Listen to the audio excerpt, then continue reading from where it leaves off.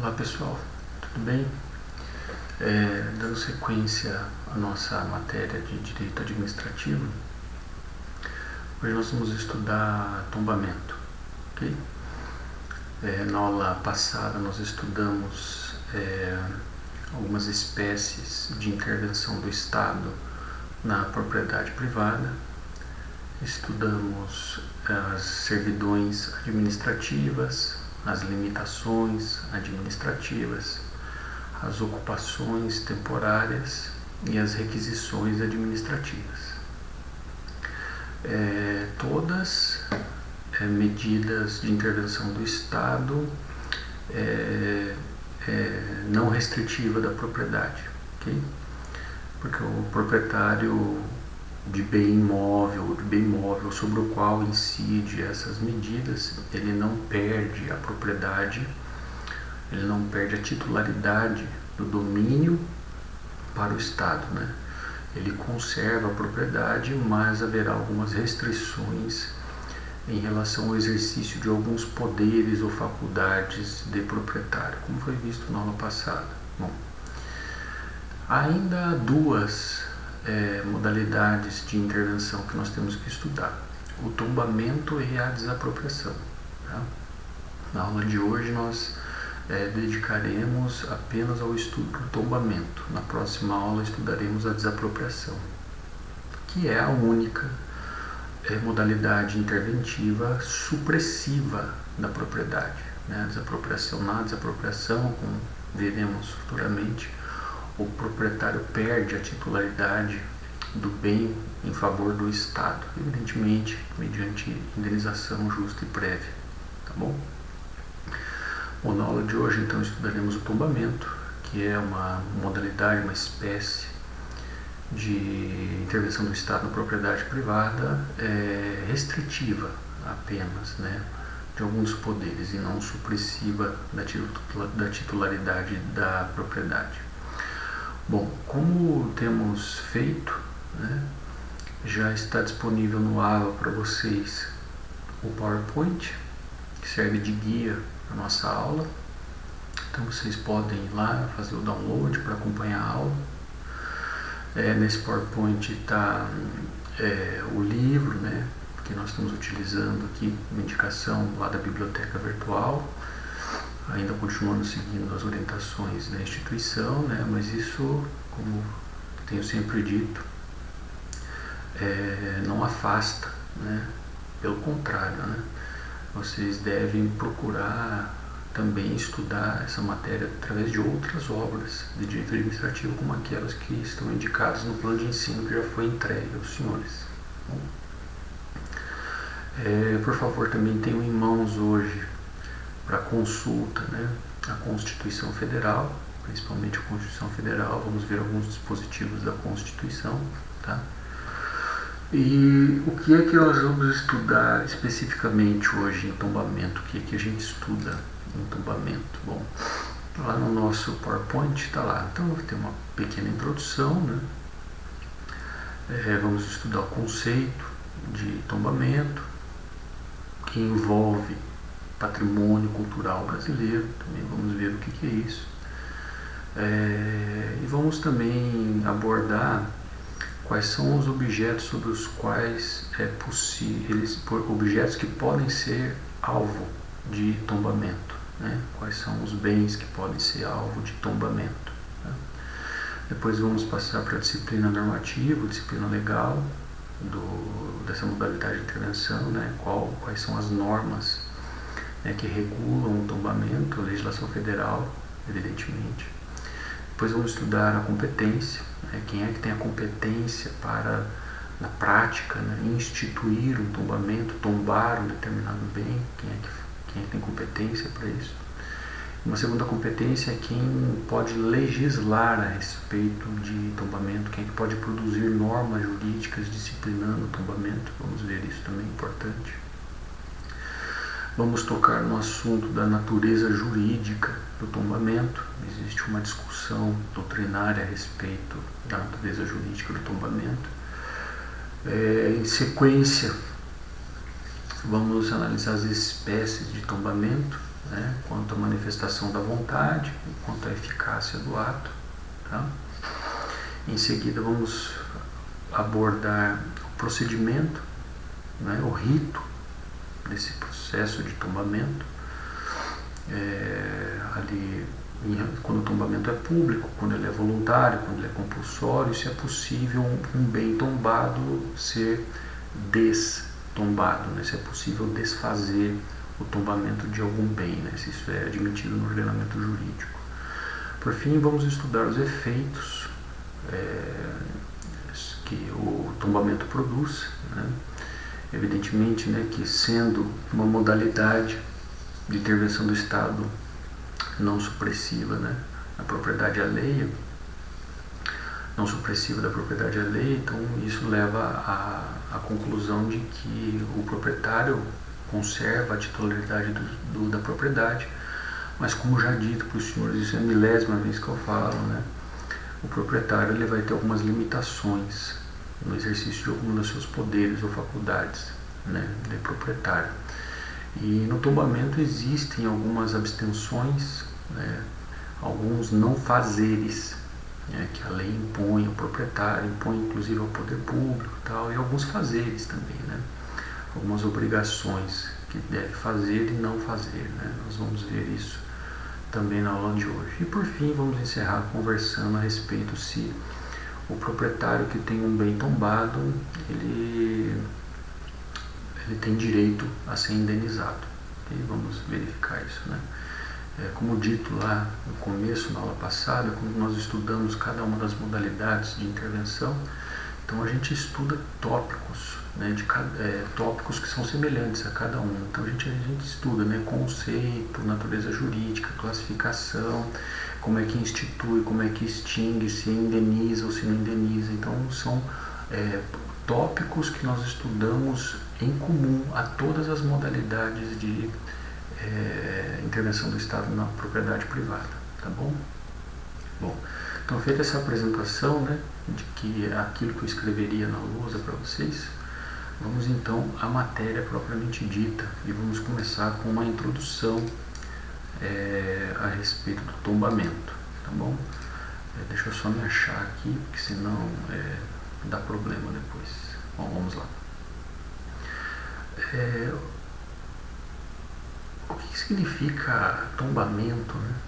O que significa tombamento? O que significa a palavra tombar? O que significa a palavra tombar, né? Não é o linguajar cotidiano de que se trata aqui, né? Tomba aqui em casa para a gente fazer alguma coisa, né? Na época de coronavírus e tal, não pode, né? Não é esse tombar que a gente está falando.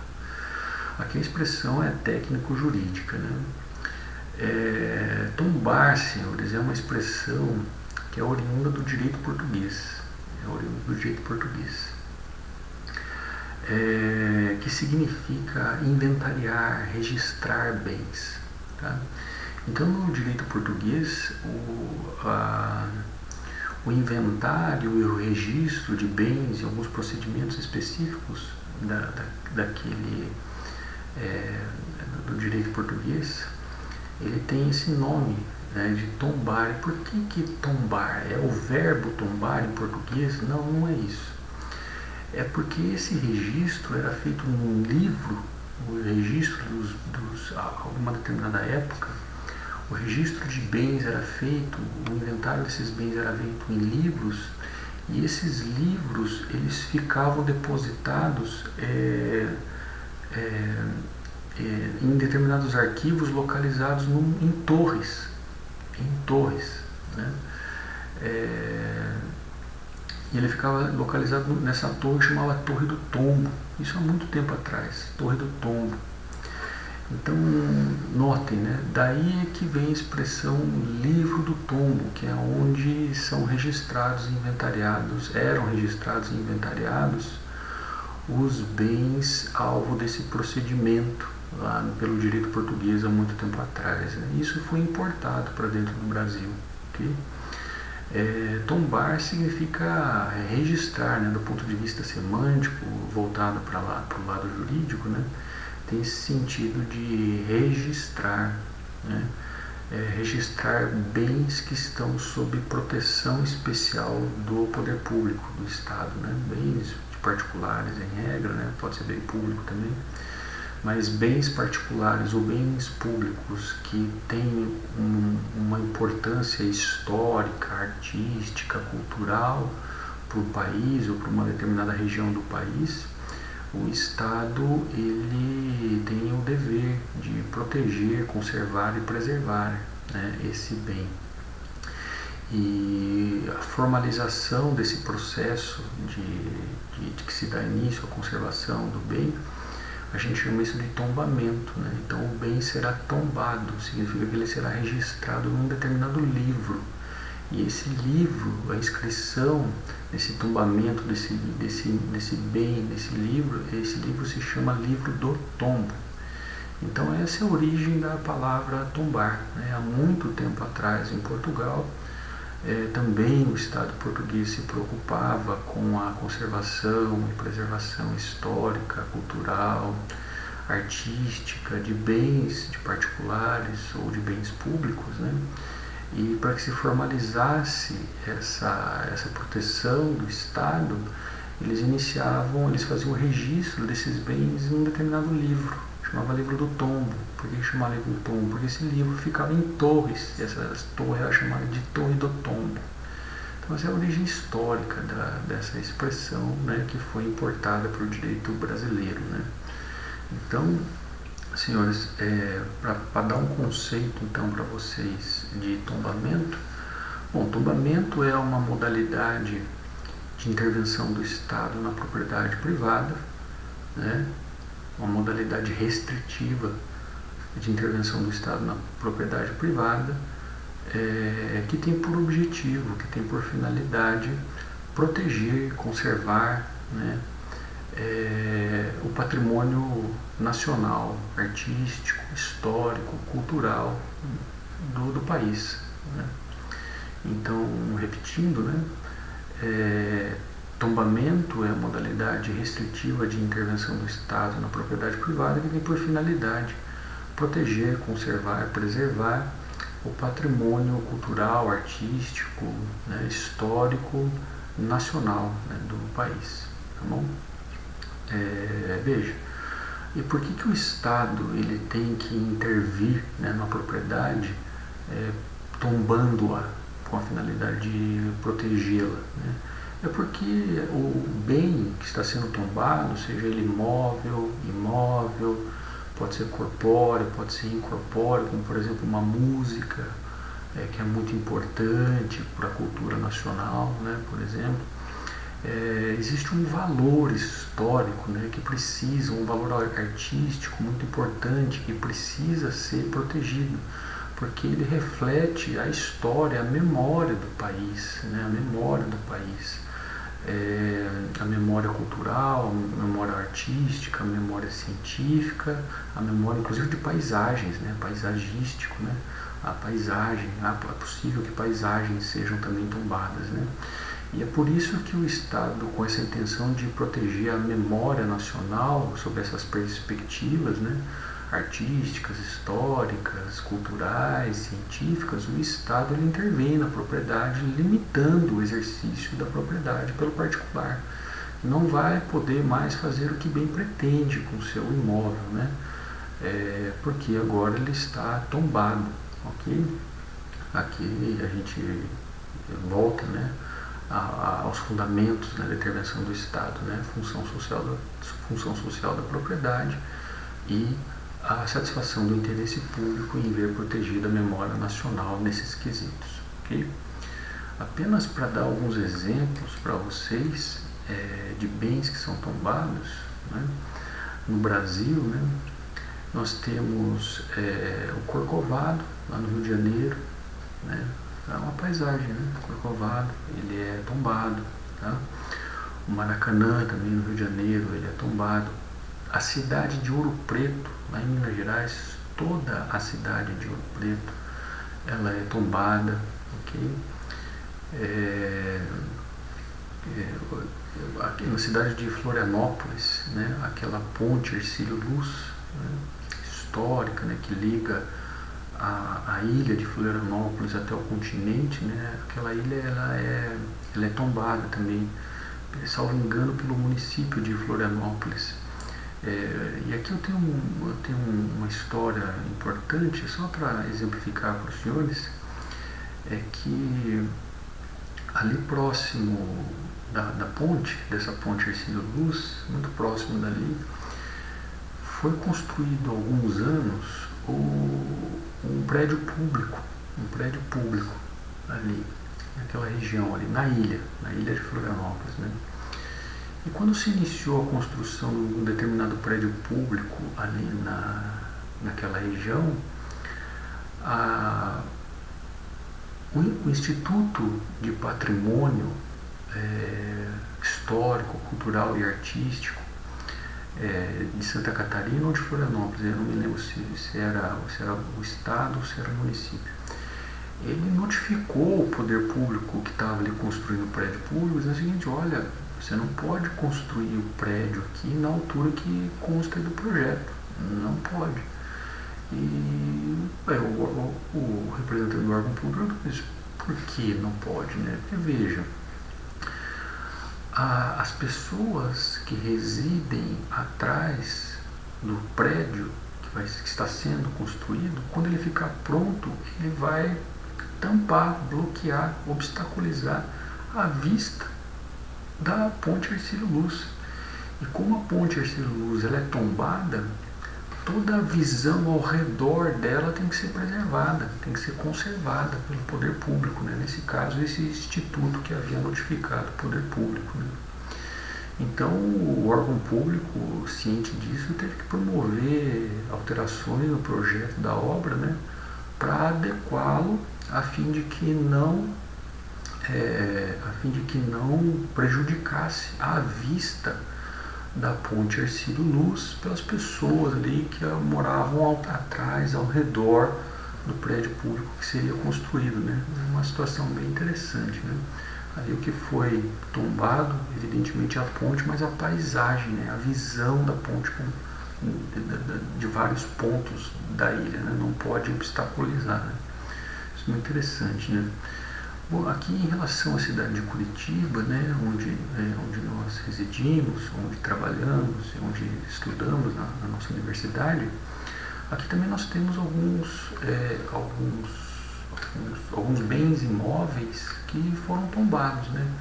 Vou dizer alguns para os senhores, só a título exemplificativo, né? O Centro Cívico de Curitiba, não o bairro em si, né? Mas a prefeitura, a sede da prefeitura, ali no Centro Cívico, o Palácio do Governo, o Tribunal do Júri, o Tribunal de Contas, que ficam ali naquela área, ali, aquilo ali é tudo tombado, senhores, tudo tombado. Caso aqueles prédios, né, algum desses prédios tenha sido ou seja propriedade de particular, né, à época do tombamento, né, o particular ele não poderia mais fazer o que bem quisesse com o bem, né? Porque uma vez tombado, qualquer alteração, a gente vai ver mais para frente, qualquer alteração, por exemplo, na fachada, vai depender de autorização do poder público, né? Mudar a cor, pastilha, tipo de porta, aumentar, fazer reforma, essas coisas, tudo depende de autorização do poder público, quando o bem é tombado. Então esses prédios, né, que eu citei para vocês que ficam ali no Centro Cívico, esses prédios são todos tombados, né? A Avenida Cândido de Abreu, não as construções, as edificações que ficam ao lado, né? Mas a Avenida Cândido de Abreu, também ela é tombada aqui em Curitiba, tá? Também é tombado aqui em Curitiba o Paço da Liberdade, né? O Paço da Liberdade que fica ali na Praça Generoso Marques, também é tombado. O Teatro Guaíra é tombado pela Prefeitura de Curitiba. O Passeio Público também é tombado pela Prefeitura de Curitiba. O Castelo do Batel é tombado pela Prefeitura de Curitiba. O Colégio Estadual do Paraná também é tombado. Aquele colégio Lisímaco Ferreira, que fica ali no Água Verde, né? Também ele é tombado, né? Existem algumas obras de arte, né, do artista Poti Lazarotto, que são tombadas aqui em Curitiba e nas cidades onde ele tem as suas obras expostas. Existem algumas árvores em Curitiba que são tombadas, né, são tombadas. Então você veja, em razão de um fundamento de importância histórica, cultural, artístico, científico, né, é que o poder público vai lá e tomba, né. Por exemplo, o valor arquitetônico do Castelo do Batel, né, a época em que ele foi tombado, isso é da década de 70, salvo engano, ele pertencia à família Lupion, né, o proprietário do castelo do Batel era da família Lupion. E daí a prefeitura de Curitiba resolveu tombá-lo, né? Então hoje qualquer alteração ali no castelo do Batel, de fachada, pintura, estrutura, tudo dependeria de aprovação prévia da prefeitura de Curitiba, porque é necessário conservar a memória, né?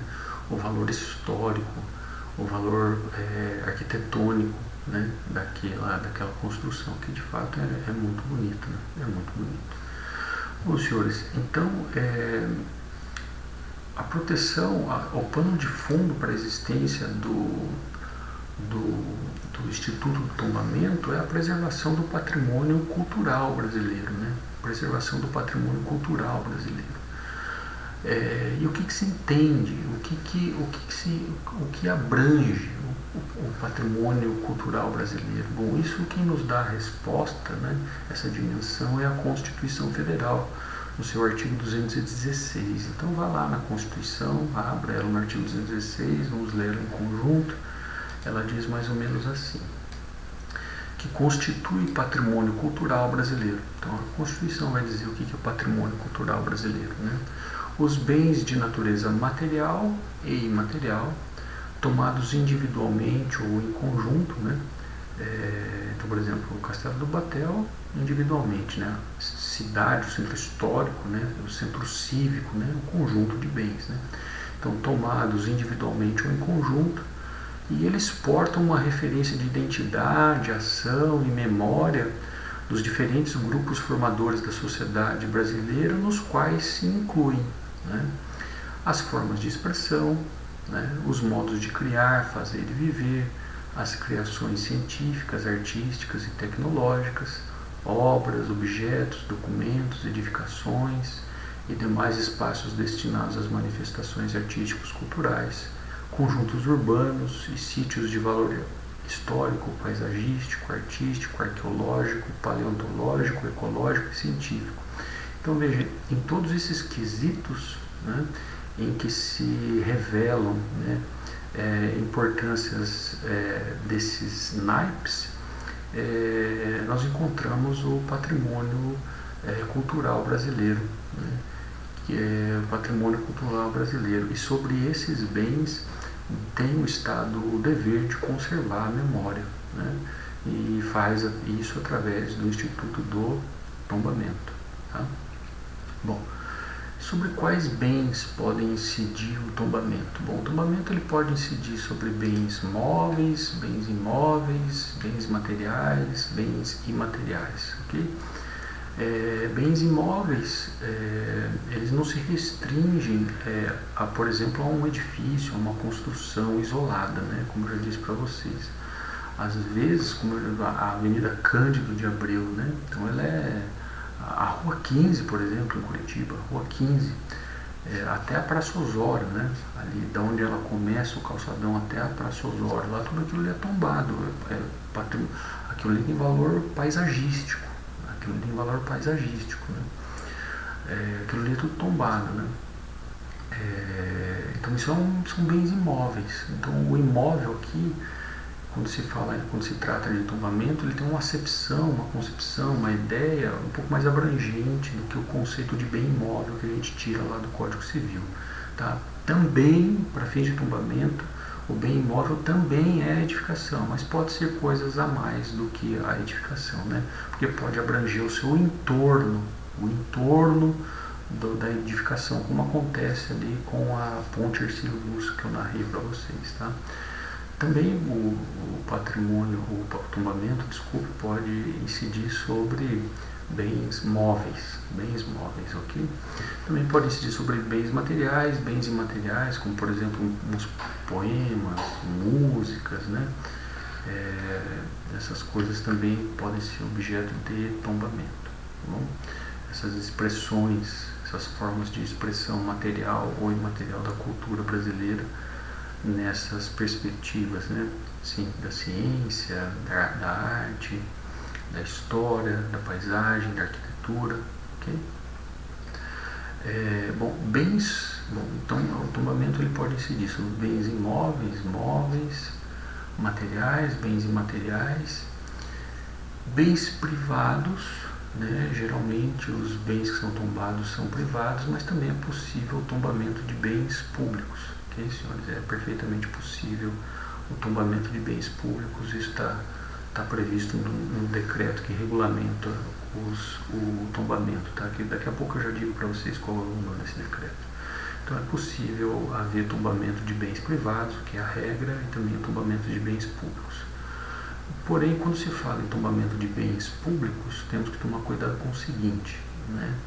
Em razão da importância dos interesses envolvidos, dos interesses federativos envolvidos, né? Interesse nacional, estadual e municipal, o tombamento ele sempre obedece uma ordem, né? Do interesse maior para o interesse menor, de modo que a União ela pode tombar bens estaduais e municipais.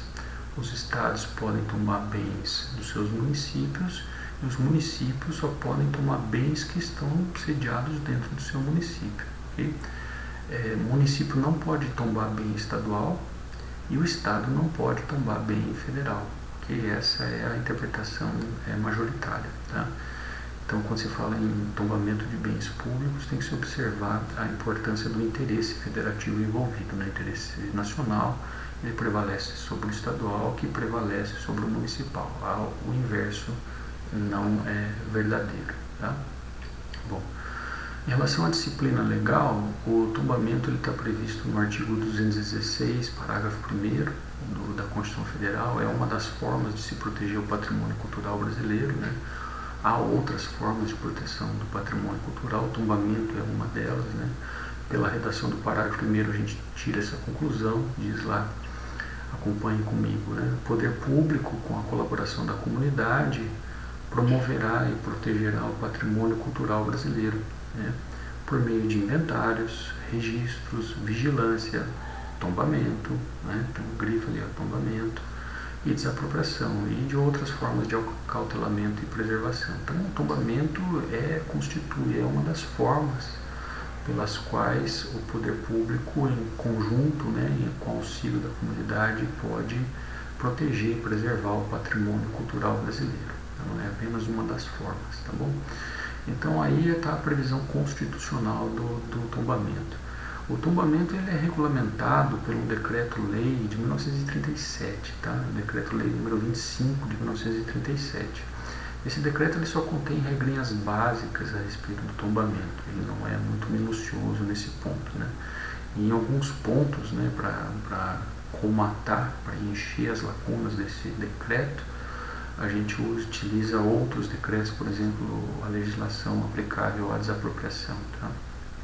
Bom, falar um pouquinho sobre competência, então.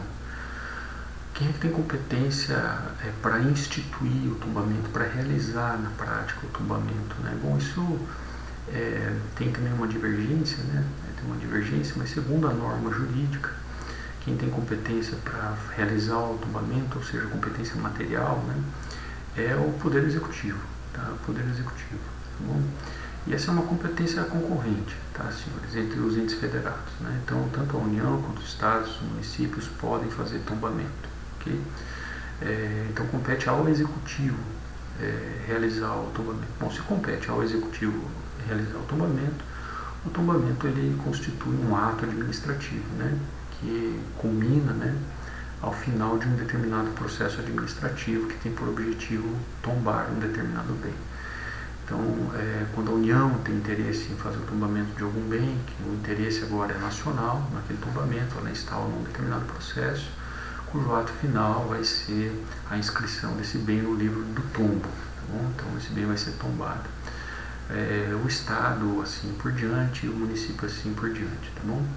Em âmbito federal, o órgão responsável por esse processo e por efetivar o tombamento é o IPHAN, senhores, IPHAN, I-P-H-A-N, Instituto Patrimônio Histórico Artístico, tá bom? IPHAN, tá bom? Os estados têm os seus órgãos correspondentes quando vão fazer os seus tombamentos, e os municípios também têm lá os seus órgãos correspondentes, ou isso fica uma atribuição de alguma secretaria municipal, tá bom? Em relação à legislação, né, a legislar a respeito de tombamento, em relação a legislar a respeito de tombamento, a legislação é concorrente também, de acordo com o artigo 24, inciso 7º da Constituição, tá? Diz lá o artigo 24, inciso 7 da Constituição, compete à União, aos Estados e ao Distrito Federal legislar concorrentemente, tá? Então, ao mesmo tempo, sobre a proteção ao patrimônio histórico, cultural, artístico, turístico e paisagístico. Então, em relação ao tombamento, a competência legislativa para produzir leis é concorrente. Mas não se esqueçam, né, que aqui, como a gente fala do artigo 24, isso é constitucional, quem tem a competência para estabelecer normas gerais a respeito disso é a União, ok? E segundo o parágrafo único lá do artigo 24, os estados, enquanto não sobrevier essa legislação federal, eles podem produzir as suas normas complementares. Tudo bem? Isso é suplementares, na ausência de legislação federal. Tá? Mas a competência é concorrente. Tá? Como acontece com uma licitação, okay? Competência concorrente. Bom, senhores, agora vamos falar um pouquinho sobre a natureza jurídica do tombamento. Natureza jurídica do tombamento. Bom, aqui tem controvérsia, tá? Porque aqui nós temos três correntes, né, que debatem a respeito da natureza jurídica do tombamento. Né? Tem o professor Celso Antônio Bandeira de Mello, que diz que o tombamento nada mais é do que uma servidão administrativa. Tá? Seria uma servidão administrativa, né? E por que ele diz isso? Porque a servidão administrativa, ela tem aquele foco individual, ela recai sobre um determinado bem, né, limitando, restringindo o uso da propriedade pelo particular, e, portanto, o professor Celso Antônio entende que a natureza jurídica do tombamento seria equivalente a uma servidão administrativa, né. Temos também o professor Cretella Júnior, né, um grande administrativista, que defende que o tombamento seria uma limitação administrativa, né? Limitação administrativa. Bom, uma terceira corrente, agora capitaneada aí pela professora Maria Silvia Zanello de Pietro, ela entende que o tombamento não é nem uma servidão e nem uma limitação administrativa. Não é servidão, desculpe, não é servidão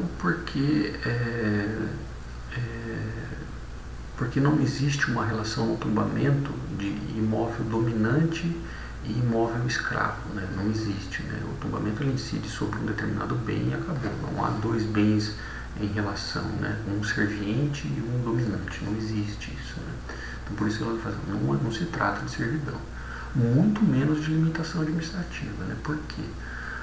A limitação administrativa ela é genérica, né? Ela é abstrata, ela alcança uma quantidade de bens, uma quantidade de bens, às vezes um número até indeterminado de bens, né? O tombamento é um ato individual, é aquele bem que está sendo tombado, um conjunto de bens ali que está sendo tombado.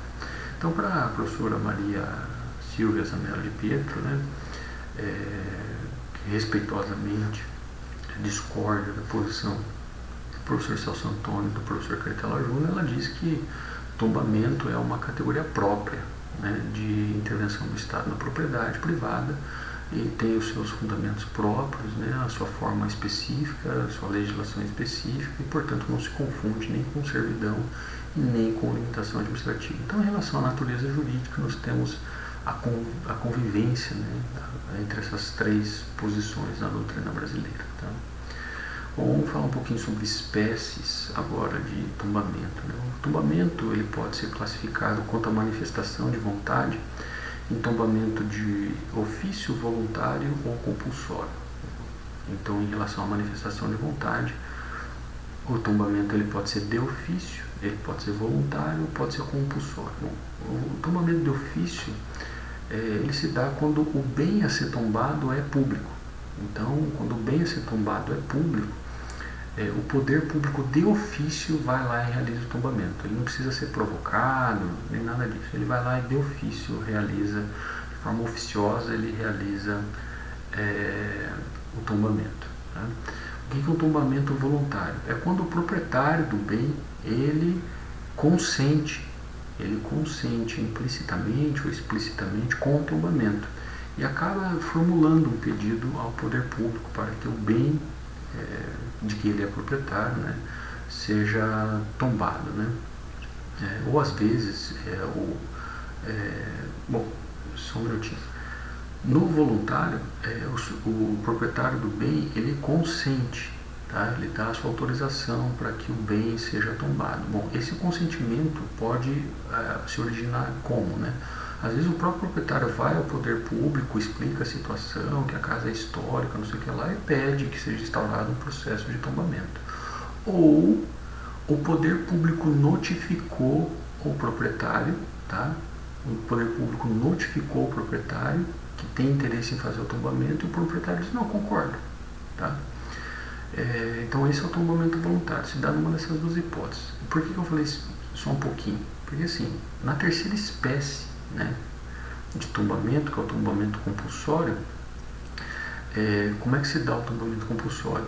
O poder público tem interesse em tombar um determinado bem, vai lá, notifica o proprietário da intenção de tombar, e agora o proprietário não concorda, não consente, ele resiste.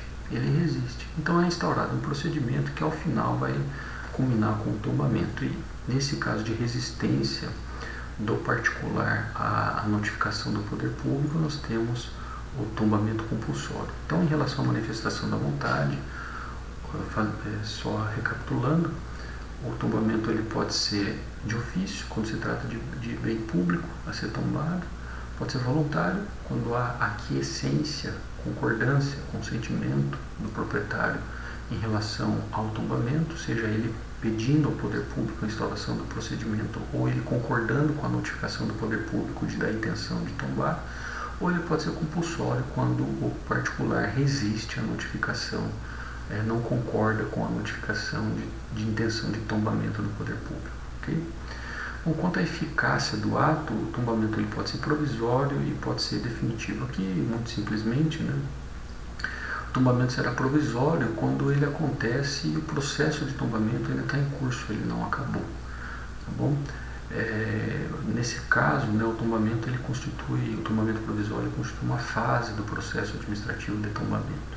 Ele será, por sua vez, definitivo, né, quando o poder público inscrever o bem no livro do tombo. Nesse caso, né, ele será definitivo. Então, do provisório, quando ainda não terminou o processo e por algumas razões se dá a decisão do tombamento provisório, e definitivo, quando encerrado o processo, o bem é inscrito no livro do tombo.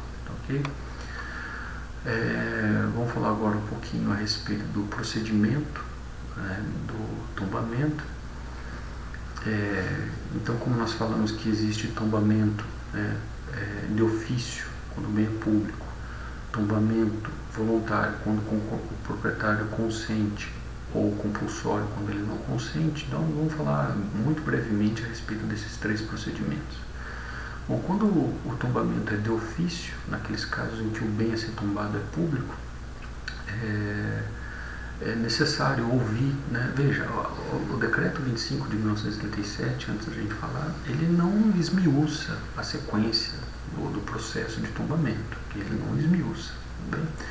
Mas ele traz alguns dispositivos em que ele impõe ali a prática de alguns atos, né? E ordenando esses atos, nós chegamos ao que eu vou falar para vocês agora.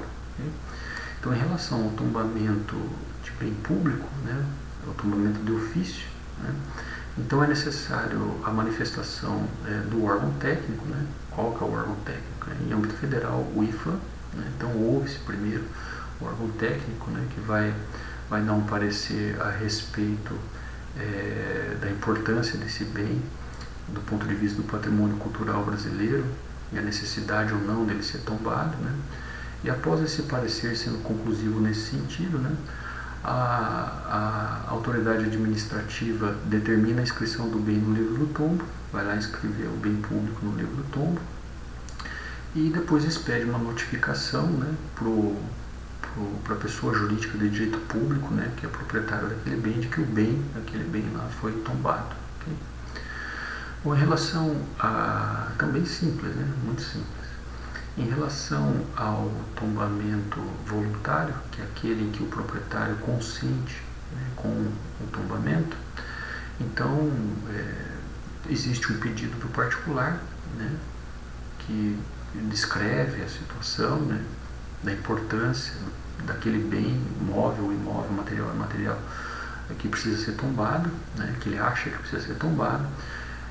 Isso é levado à análise do órgão técnico, que em âmbito federal é o IPHAN, e caso sejam preenchidos os requisitos, né, para fim de tombamento,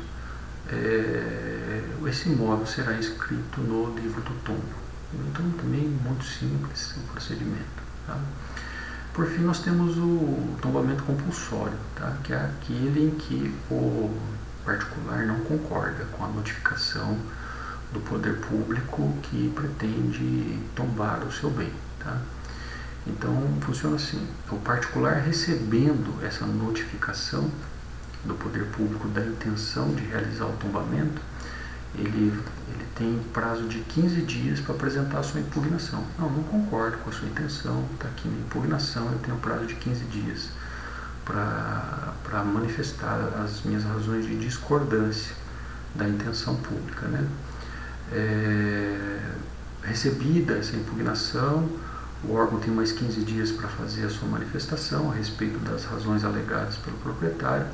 Depois esse processo é encaminhado para o IPHAN, que vai dar um parecer, e a depender do parecer do IPHAN, né, se ele concordar com as razões do particular, o IPHAN diz: olha, concordo com a razão, não há motivo aqui para se tombar o bem, arquive-se o processo. Ou não, de fato, o poder público aqui sustentou bem as razões, né, caracterizou bem os valores que são protegidos aqui, que ficaram caracterizados nesse bem a respeito do patrimônio histórico, ele tem que ser tombado. Então vai ser providenciada a inscrição desse bem no livro de tombamento. Então, veja, um procedimento muito simples, né? Recebida a notificação, 15 dias para impugnar, depois 15 dias para o órgão público se manifestar a respeito da impugnação, encaminha o processo para o IPHAN, produz um parecer conclusivo, seja pela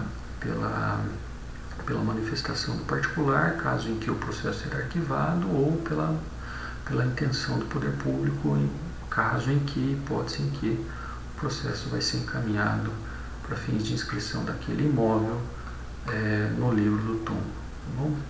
Bom, uma vez tombado, feita a inscrição do imóvel no livro do tombo, né, o tombamento definitivo, né, é possível desfazer esse ato? Será que é possível desfazer esse ato? Então, assim, até um tempo atrás, senhores, não era possível fazer o desfazimento de tombamento, tá?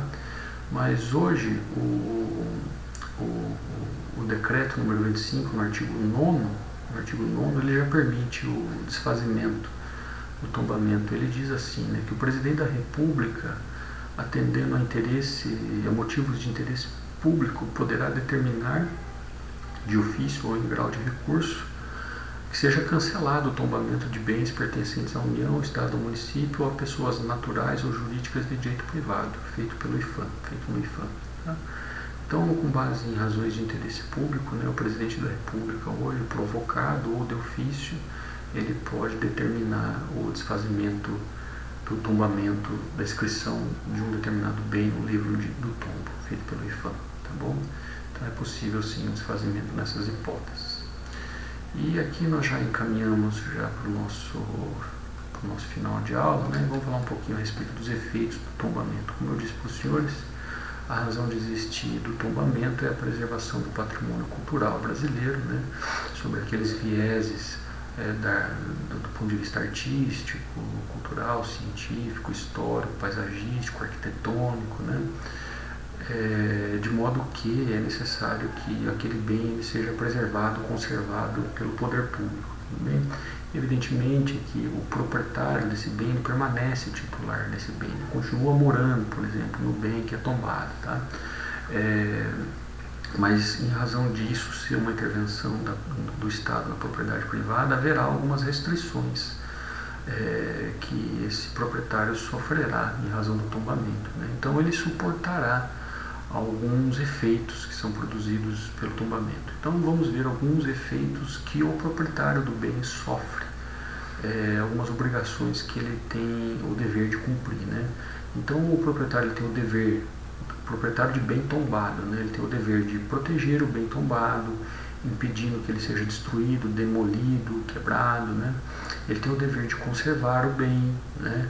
E caso seja necessário fazer uma reparação, uma pintura, uma alteração de fachada na porta, na janela, tal, ele precisa de autorização prévia do órgão público, né? Porque não pode mexer no bem, porque senão pode descaracterizar o bem, né? Então precisa de autorização. Bom, caso ele não possua recursos, né, para conservar o bem, porque veja, né, senhores, esses casarões, por exemplo, que são muito antigos, a conservação custa razoavelmente, né, não é algo muito barato, né, porque os equipamentos, os mobiliários, né, as coisas que compõem o imóvel, a tinta, o piso, o telhado, às vezes é coisa que é original, e para você substituir precisa ter coisa similar, e às vezes não é muito caro, não é muito barato, né?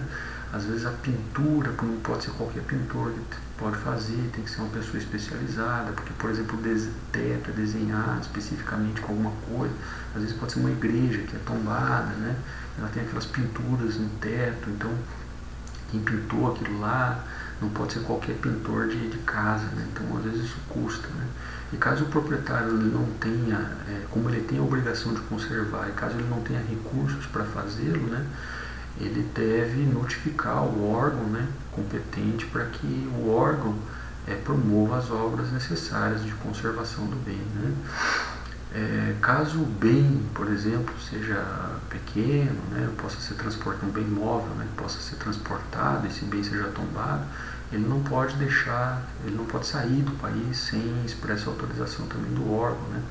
Às vezes, por exemplo, é um instrumento musical que foi de alguém muito importante e tal, ele é tombado, algum quadro valioso, importante para a cultura nacional de uma determinada região do país, né? Não pode sair do país sem autorização, né?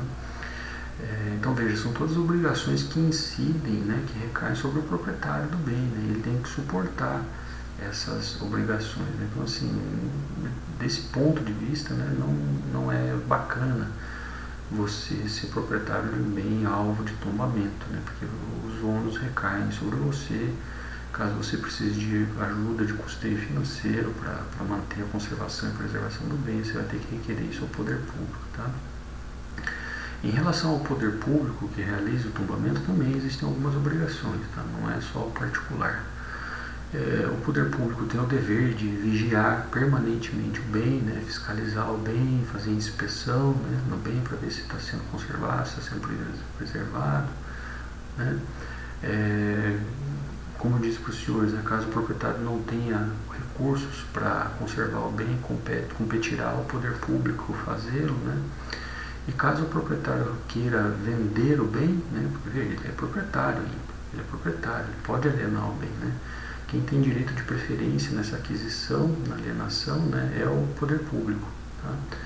É o poder público, tá bom?